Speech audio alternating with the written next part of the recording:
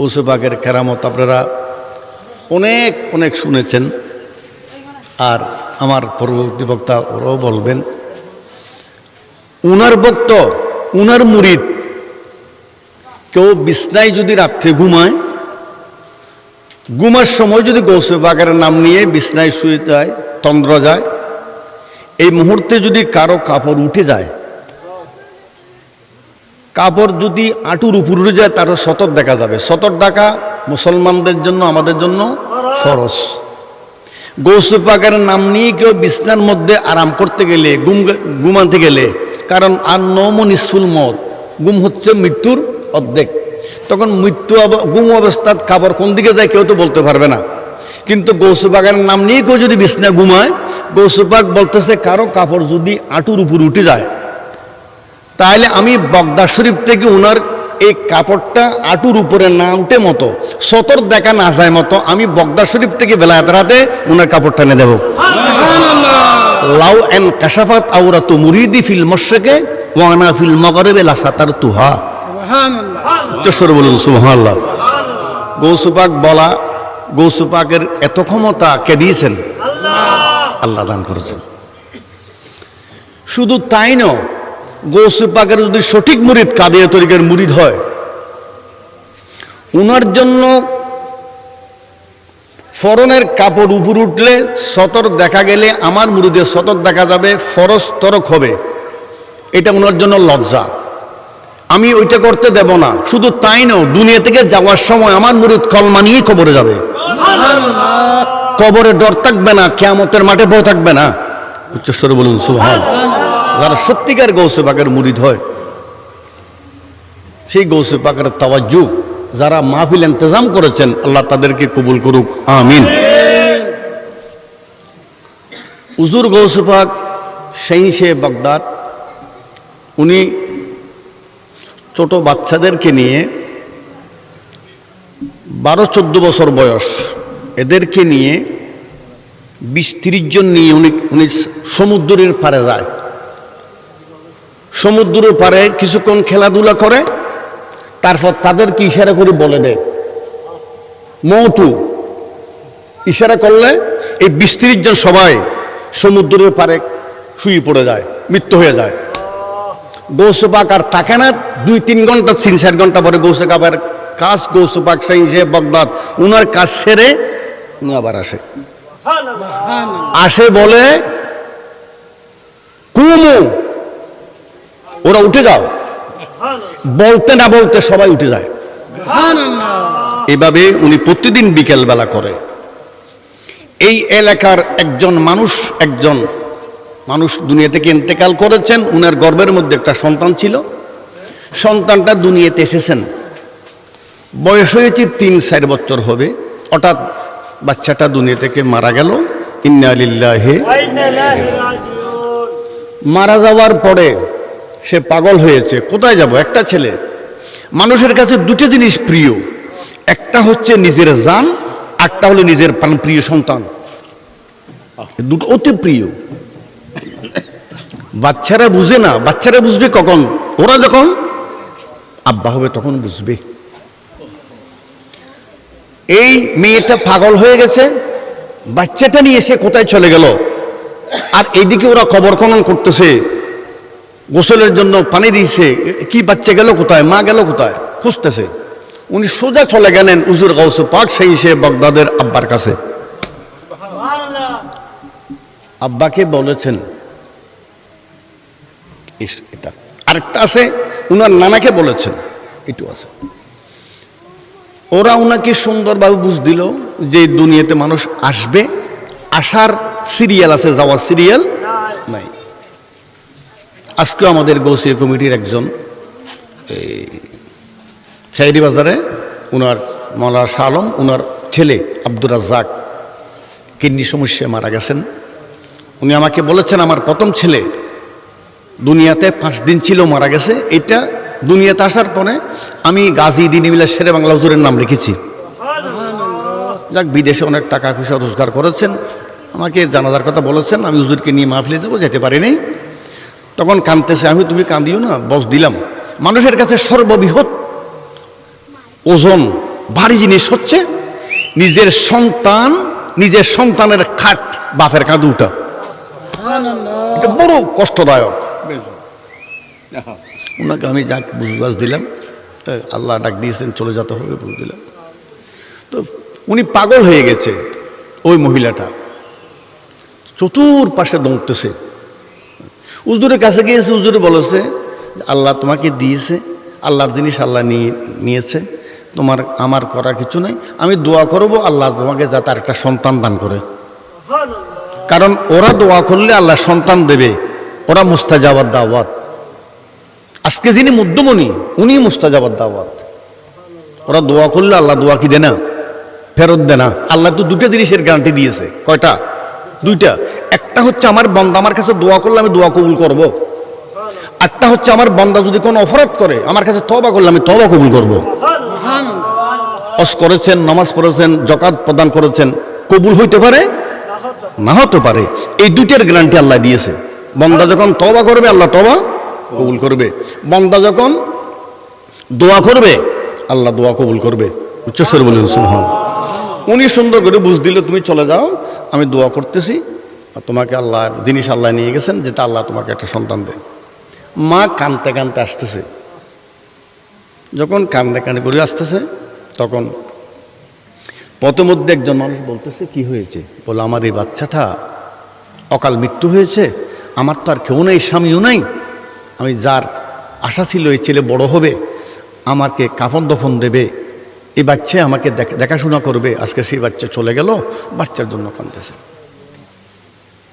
উনি বললেন আমি একটা কথা বলি শুনো, আপনি এখন ঘরের দিকে যাবেন না, ওখানে কবর খনন করেছেন, গোসলের জন্য পানি দিয়েছে, আপনি উনাকে নিয়ে ওই সমুদ্রের পাড়ে, সেখানে কয়েক 20-30 জন ছেলে যাবে, তাদের সাথে একজন লোক থাকবে, উনি বলবে মৌতু, ওরা ওখানে মরে যাবে, তোমার ছেলেটা নিয়ে তাদের সাথে ঢুকিয়ে দিবা। উনি কোথায় চলে যাবে, উনি আবার আসি বলবে কুমু উঠে যাও, এ কথা বলবে, তুমি তোমার ছেলেকে ওখানে ওদের সাথে রেখে দাও। উনি গেছেন, দেখে সবাই খেলতেছে, তখন বলতেছে আমি চিনবো কেমনে? ও দেখবা যিনি মৌতু বলে কথা বলে সবাই মরে যাবে, যিনি যিনি হাঁটবে এদিকে ওদিকে, উনার চেহারা দিয়ে খোদার নূর ঝরতেছে, কথা বলেছেন। উনি গিয়ে দূরের থেকে দেখতেছে, ওদের নিয়ে খেলতেছে, কিছুক্ষণ পরে বলে মৌতু, এই 20-30 জন ওরা সাথে সাথে মরে গেলেন। ওই ফাঁকে ওই মহিলাটা ছেলেকে নিয়ে ওদের সাথে শোয়াই দিলেন, ডাকে গৌসে পাক চলে গেলেন। উনি জানেন উনি গৌসে পাক। কিছুক্ষণ পরে গৌসে পাক আবার আসলেন। গৌসে পাক আসি 2-3 ঘন্টা পরে আসি, দেখো মৃত্যু। এইদের সাথে ওই ওই মেয়েটা ওনার ছিল, ওদের সাথে কি করে দিছে, শোয়াই দিলেন, ঢুকাই দিলেন। গৌসে পাক আস্তে আস্তে আসে বলে কুমু, বলা মাত্র যারা শুয়ে পড়ে রেগুলার এরা তো উঠেছেন, ওই মৃত্যু ছেলেটা আল্লাহু আকবার বলে দাঁড়ায় গেলেন।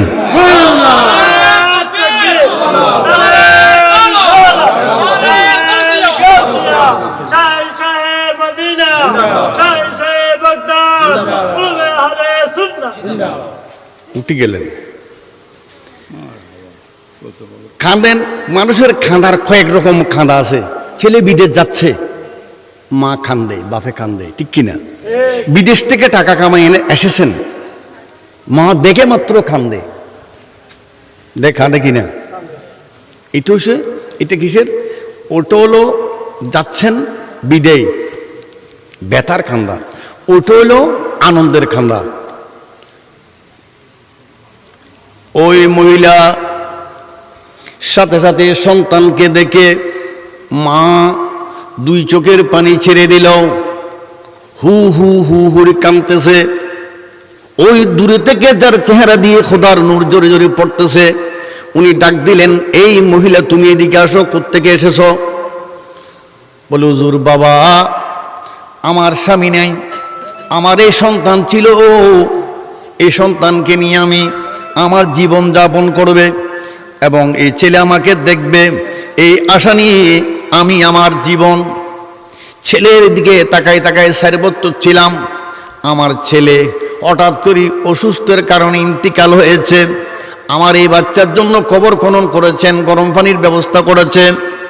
আমি এই সন্তানকে নিয়ে আমি মহান আল্লাহর ওলির দরবারে গেলাম। যাওয়ার পরে উনি আমাকে সান্ত্বনা দিলেন, বলে তোমার বাচ্চা নিয়ে তুমি চলে যাও, কাফন দাফন দিয়ে দাও, আল্লাহ তোমাকে একটা কোনো রাহা করবে, একটা সন্তান দেবে। এই কথা বলেছিল, কিন্তু ফতের মধ্যে একটা ছেলে আমাকে বলেছেন, আপনি কান্নাকাটির প্রয়োজন নাই, আপনার ছেলেকে নিয়ে আপনি ওই সমুদ্র সরে যান, এখানে দেখবেন 20-30 জন ছেলে খেলতেছে। কিন্তু তারা খেলতেছে, একজন যিনি দেখতেছেন উনার চেহারা দিয়ে আল্লাহ নূর জোরে জোরে পড়তেছে, কিন্তু কিছুক্ষণ পরে সে বলবে মৌতু। এই কথা বলার পরে সবাই জমিনের মধ্যে পড়ে যাবে, নিঃশ্বাস বন্ধ হয়ে যাবে, মৃত্যুর মতো শুয়ে থাকবে। উনি চলে যাবেন, অনেকক্ষণ পরে উনি আসবেন, উনি আসে বলবেন কুমু। এইভাবে প্রত্যেক দিন বিকালবেলা করে। কিন্তু তুমি যাও, ওই যখন মৌতু বলবে, সবাই যখন মৃত্যু হয়ে যাবে, তোমার সন্তানকে তুমি তাদের সাথে শুয়ে দেবে। কিন্তু গৌসে পাকারে যখন কুমু বলবে, তখন তোমার ছেলে আর যারা আছে সবাই উঠে যাবে। আমি এইভাবে করেছিলাম, কিন্তু আমার মৃত্যু ছেলের জান ফিরে পেয়েছি। আপনি গৌসে পাকের উসিলায় উচ্চস্বরে বলুন সুবহানাল্লাহ। তখন উনি বলতেছে, তুমি আল্লাহর উপর ধৈর্য ধারণ করো এবং আল্লাহর ওলির ফতে মতে চলো, আল্লাহর ওলির সান্নিধ্যে যাবা, তোমার ভাগ্যের পরিবর্তন হয়ে যাবে এবং 5 ওয়াক্ত নামাজ তুমি ঠিক রাখবে। উচ্চস্বরে বলুন সুবহানাল্লাহ। ওনাকে কয়েকটা কথা আমার গৌসে পাক বলে দিলেন। উনি সন্তানদেরকে নিয়ে ঘরে ফিরার পরে মানুষ দেখতেছে, তুমি কোথায় চলে গেলে, আমরা কবর খনন করেছি, তুমি কোথায় গিয়েছো, আমরা গরম পানির ব্যবস্থা করেছি। আমরা তো জানি না এখানে যারা আমরা দণ্ডায়মান আছি, বসে আছি, দাঁড়ায় আছি, জানি না কোন বড়ই পাতা, কোন গাছের বড়ই পাতার আমাদের জন্য গরম পানির জন্য অপেক্ষা করতেছে, আমরা জানি না। কেউ জানে? জানে না। কিন্তু আমার সেই বাগদাদ সাথে সাথে সেকেন্ডের মধ্যে হাজার হাজার মানুষ এভাবে হুজুর গৌসে পাকের বেলায়েতের মাধ্যমে, কারামতের মাধ্যমে, কারামতুল আউলিয়া হাকুন শত শত উনি জীবিত করেছেন। উচ্চস্বর বলি সুবহানাল্লাহ। কিন্তু আপনারা দেখতেছেন সব আল্লাহর বান্দা, কিন্তু নবীর কথা বললে, অলির কথা বললে তাদের গায়ে আগুন ধরে যায়, ঠিক কিনা? আল্লাহ তাদেরকে হেদায়েত করুক। তাদের কাছে প্রশ্ন করা যাবে, অলির কথা বললে, নবীর কথা বললে আপনাদের গায়ে আগুন ধরে? কি ধরে? কারণ আগুন ধরে না কেন? ওরা মিলাদুন নবী করে না, এমন আর লোক আছে কিনা? আছে। গৌসে পাক সেই বাগদাদের ফাতিহা আজদম করে না, এমন মানুষ আছে কিনা? আছে। তাহলে ওরা করে না কেন? ওরা তো করে না, এবং ওরা যারা করে তাদের বিরুদ্ধে কথা বলে, ঠিক কিনা? আরে আমাদের বিরুদ্ধে কথা বলতেছ, আল্লাহ জানে যে তোমরা এই ধরনের মুনাফিকি করবে, সেই কারণে আল্লাহ নবী এবং ওলিদের কথা কোরআনে কারীমের এক সূরার মধ্যে দেয় নাই, 30 পারা কালামে কারীমের মধ্যে চিঠি দিয়েছে। কোন ফাতা তুমি ছিড়বে?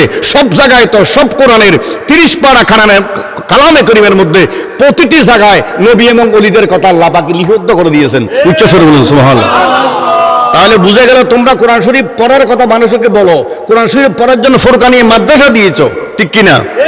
আরো তারা বলে যে কি তাদের ফর্না বেশি সুন্দর, এই কথা বলে না? বলে কি না? তো তোমরা তো কোরআন শরীফ পড়ার জন্য মাদ্রাসা দিয়েছো, তো মাদ্রাসার মধ্যে কোরআন শরীফ পড়ার জন্য শিক্ষা দিতেছো, তাহলে তোমরা পড়ার সময় পড়ো, মানার সময় মানো না। তোমাদেরকে, তোমাদের মুখ এবং কলব এক নয়, তোমাদেরকে বলা হবে মুনাফিক। তাদের জায়গা কি বিয়স্তে? ইন্নাল মুনাফিকিনা ফিদ দারকিল আসফালে। আল্লাহ আমাদেরকে নবী ওলির ফতে মতো তাকার তৌফিক দান করুক, আমিন। এখানে বাংলাদেশের মধ্যে কোনো নবী আসে নাই, বাংলাদেশের মধ্যে কোনো সাহাবা আসে নাই, কোনো তাবিন তবে তাবিন আসে নাই, কিন্তু সেই বাংলাদেশের মধ্যে আমাদের ইমানদার মুসলমানদের ভাইদের হাতে তসবিহ করতে আসলো। তুমি করতে পেয়েছে, মুসল্লা করতে পেয়েছে, আমরা এগুলি পেয়েছি আল্লাহর ওলির মাধ্যমে।